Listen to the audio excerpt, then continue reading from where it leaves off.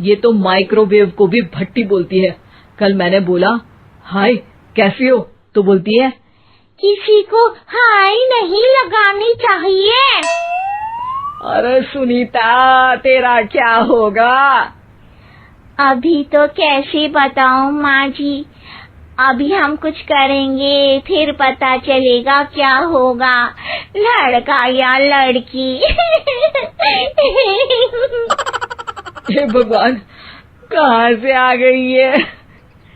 रामपुर से जी, आप ही तो लेकर आए थे मुझे। आराम, मुझे माफ कर दो। पहले कोई गलती तो करिए जी, आपकी तो सारी गलती माफ कर देंगे हम। हाँ अरे बहू मेरी बात सुन, फल यानी कि फ्रूट जब भी लाए ना तो काट कर लाना, ठीक है? जी ठीक है माँ जी, फल यानी फ्रूट यानी काट के लाऊंगी। सुनीता रोज ही कोई ऐसी हरकत कर देती जिसकी वजह से उसे घर में दो बातें सुननी पड़ती। एक दिन, माँ मेरे बॉस घर पर आने वाले हैं शाम को, उनका बर्थडे है, फैमिली साथ नहीं रहती उनके, तो यही पार्टी कर लेंगे। उनको अच्छा लगा तो शायद मेरा प्रमोशन भी हो जाएगा। मैं ना फ्रूट केक लाकर फ्रिज में रख दूंगी और तेरे साथ आज खाना मैं बनाऊंगी, ताकि जब साहब आए तो खाने में कोई गड़बड़ ना हो। शाम को जब सारी तैयारियां हो जाती है, संदीप के साथ बड़े साहब भी घर आते हैं। आप फ्रूट केक तो ले आना बहू, फिर खाना खाएंगे।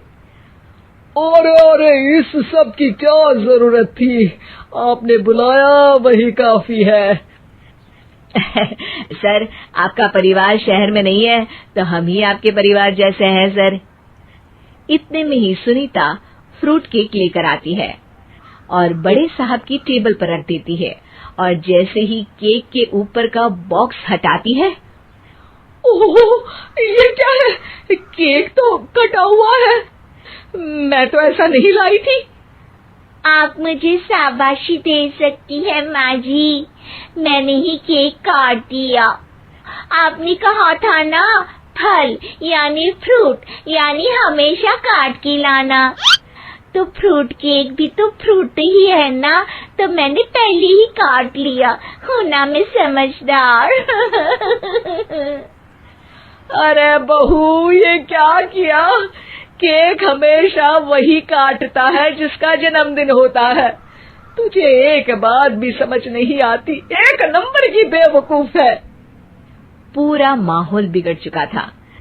संदीप को लगने लगा था कि साहब उसे प्रमोशन तो दूर की बात है, कहीं डिमोशन ना दे दे, लेकिन साहब बीच में ही बोल पड़ते हैं।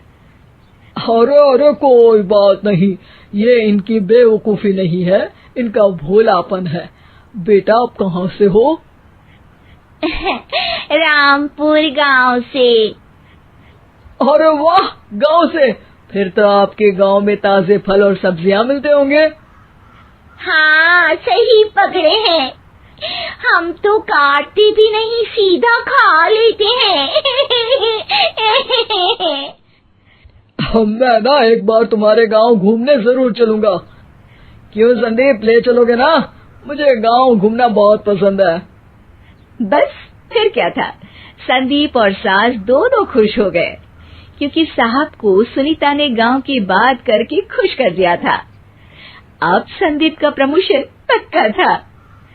शिक्षा, कभी भी किसी भी गलती पर घबराना नहीं चाहिए।